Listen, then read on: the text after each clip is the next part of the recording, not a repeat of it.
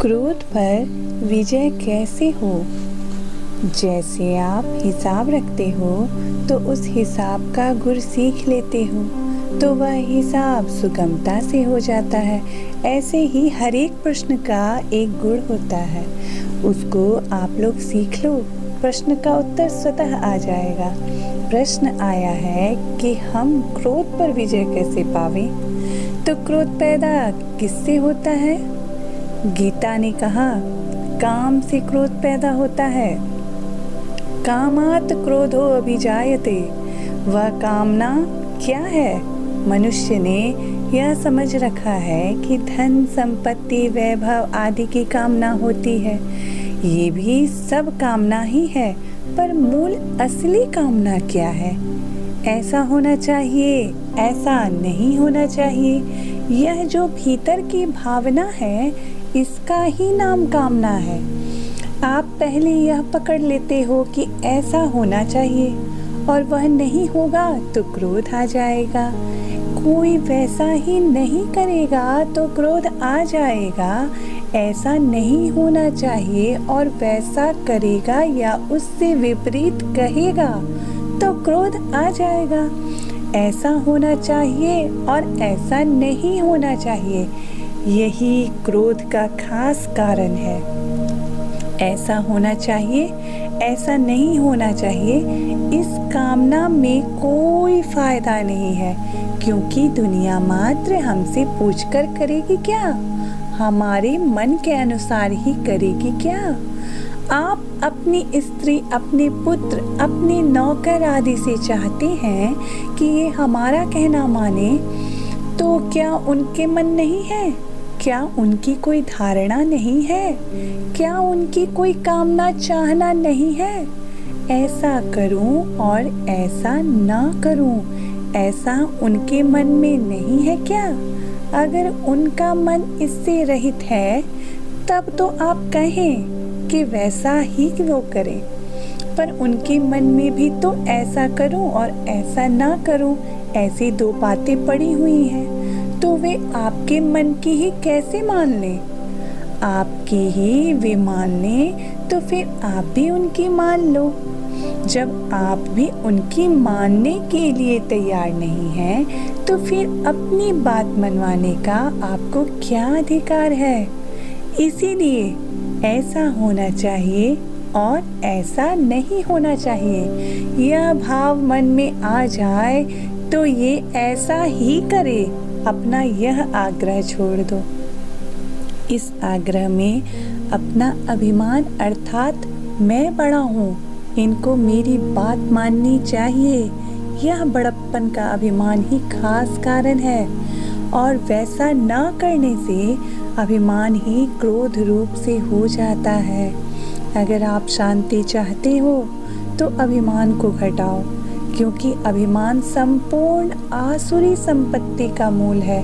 अभिमान रूप बहड़िया की छाया में आसुरी संपत्ति रूप कलजुग रहता है। आसुरी संपत्ति की क्रोध, लोभ, मोह, मद, ईर्ष्या, दंभ, पाखंड आदि जितने अवगुण हैं, वे सब अभिमान के आश्रित रहते हैं, क्योंकि अभिमान उनका राजा है। उसको आप छोड़ते नहीं तो क्रोध कैसे छूट जाएगा? इसीलिए उस अभिमान को छोड़ दो।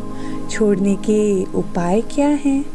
जो लोग आपका कहना नहीं करते वे तो आपके अभिमान को दूर करते हैं, और जो आपका कहना करते हैं वे आपके अभिमान को पुष्ट करते हैं। यह बात आपके जचती है कि नहीं? जो कहना नहीं करते वे आपका जितना उपकार करते हैं, जितना हित करते हैं, कहना करने वाले उतना उपकार हित नहीं करते। अगर आप अपना हित चाहते हो तो आपके अभिमान में जितनी टक्कर लगे उतना ही बढ़िया है, अर्थात वे कहना ना करें उतना ही बढ़िया है। कहना ना करने में आपके लाभ है, हानि नहीं है। अभिमान पुष्ट करने के लिए वे बढ़िया हैं। जो कहना करते हैं परंतु आपका अभिमान दूर करने के लिए वे बढ़िया हैं, जो कहना नहीं करते हैं। इसीलिए आपको तो उनका उपकार मानना चाहिए कि वास्तव में वे हमारा हित इस बात में ही है। यद्यपि वे जानकर हित नहीं करते कि भाई तुम्हारा अभिमान दूर हो जाए, इसलिए हम आपका कहना नहीं करेंगे। फिर भी आपके तो फायदा ही हो रहा है। वे आपके अभिमान को दृढ़ नहीं कर रहे हैं, अर्थात आपका अभिमान दृढ़ नहीं हो रहा है। आप अपना हित चाहते हो कि अहित चाहते हो, कल्याण चाहते हो कि पतन चाहते हो। अगर आप कल्याण चाहते हो तो कल्याण आपका निरभिमान होने से है, और निरभिमान आप तभी होंगे जब आपका कहना कोई नहीं मानेगा। अगर कहना मानता रहेगा तो आपका कहना सब जगह डटा रहेगा, और यही अभिमान है, यही आसुरी संपत्ति है। दंभो दर्पो अभिमानश्च क्रोधः। तो जो आपका कहना नहीं मानते वे आप पर बड़ी भारी कृपा कर रहे हैं। आपकी आसुरी संपत्ति हटाकर आप में दैवी संपत्ति ला रहे हैं। अब प्रश्न आया है कि कहना नहीं मानने से तो बालक उद्दंड हो जाएंगे, आपका कहना मानने से आप अभिमानी हो जाएंगे, और आपका कहना नहीं मानते तो वे उद्दंड हो जाएंगे। इन दोनों पर गहरा विचार करो। आप नहीं रहोगे तो मनमानी करके उद्दंड तो भी तो हो जाएंगे, परंतु आपका अभिमान दूर कैसे होगा? उद्दंड तो आपके बिना भी हो जाएंगे, पर आपका अभिमान तो दूर नहीं होगा। इसीलिए आपको अभिमान तो पहले दूर कर लेना ही चाहिए। दूसरी बात यह है कि आप उन पर रोब नहीं जमाओगे तो आपकी सौभाग्यावस्था और निरभिमान अवस्था का असर उन पर पड़ेगा, जिससे वे उद्दंड नहीं होंगे, ठीक हो जाएंगे। आप कह दो कि भाई ऐसा काम नहीं करना चाहिए, फिर भी वे वैसा ही करें तो आप शांति से चुपचाप रहो, कारण कि वे उद्दंडता करेंगे तो उनको वैसा फल मिलेगा।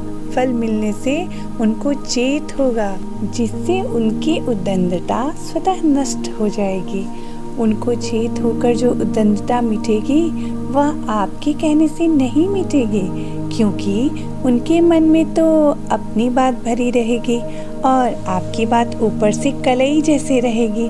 वह कलई उतर जाएगी तो इससे उद्दंडता कैसे मिटेगी? उसकी उद्दंडता मिटाने का सही उपाय यही है कि आप अपने अभिमान को दूर करो।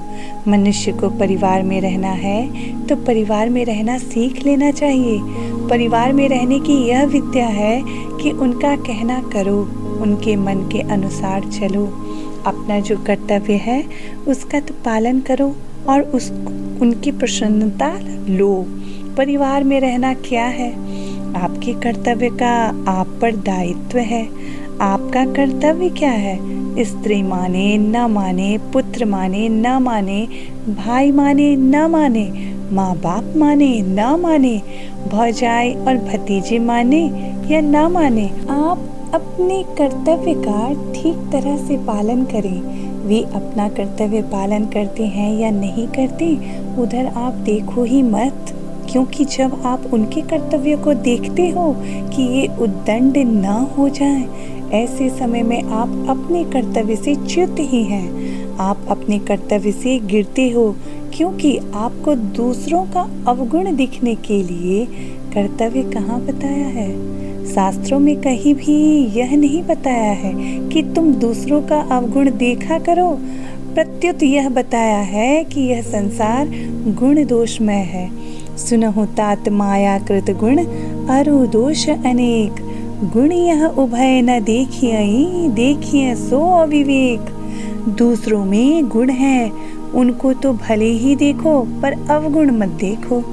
अवगुण देखोगे तो वे अवगुण आप में आ जाएंगे, और अवगुण देखकर उनको उद्दंडता से बचाने के लिए क्रोध करते हो तो क्रोध से आप नहीं बच सकते। इसीलिए आप अपना कर्तव्य पालन करो। दूसरों का तो कर्तव्य देखना ही नहीं है और ना अवगुण देखना है। हाँ, लड़का है तो उसको अच्छी शिक्षा देना आपका कर्तव्य है, उसको अच्छी बात कहो, इतना तो आपका कर्तव्य है। पर वह वैसे ही करे यह आपका कर्तव्य नहीं है, यह तो उसका कर्तव्य है। उसको कर्तव्य बताना यह आपका कर्तव्य नहीं है। आपका तो सिर्फ इतना ही है कि भाई ऐसा करना ठीक नहीं है, ऐसा करना ठीक नहीं है। अगर वह कहे नहीं नहीं बाबूजी ऐसे करेंगे, तो कह दो अच्छा ऐसे करो, यह बहुत ही बढ़िया दवाई है। मैं नहीं कहने योग्य एक बात कह रहा हूँ कि इस दवाई का मैं भी सेवन कर रहा हूँ। आपको जो दवाई बताई यह बहुत बढ़िया दवाई है। आप कहो ऐसा करो, और अगर वह कहे नहीं हम तो ऐसा करेंगे, अच्छा ठीक ऐसा करो। रज्जब रोस न कीजिए, कोई कहे क्यों ही, हंसकर उत्तर दीजिए हाँ बाबूजी यूं ही। अन्याय हो पाप हो तो उसको अपने स्वीकार नहीं करेंगे। अपने तो शास्त्र के अनुसार बात कह दी और वे नहीं मानते तो शास्त्र क्या कहता है? क्या उनके साथ लड़ाई करो या उन पर रोप जमाओ? आपका तो केवल कहने का अधिकार है, कर्मण्येवाधिकारस्ते, और वे ऐसा ही मान ले यह फल है। आपका अधिकार नहीं है। माँ फलेषु कदाचन। आपने अपनी बारी निकाल दी, बस। कर्तव्य तो आपका कहना ही था, उसने वैसा करा लेना आपका कर्तव्य थोड़ी है। वैसा करे यह कर्तव्य उनका है, अपने तो कर्तव्य समझा देना है। उसने कर्तव्य पालन कर लिया तो आपके कल्याण में कोई बाधा नहीं, और वह नहीं करेगा तो उसका नुकसान है। आपके तो नुकसान है नहीं, क्योंकि आपने तो हित की बात कह दी। यह बहुत मूल्यवान बात है। नारायण नारायण नारायण।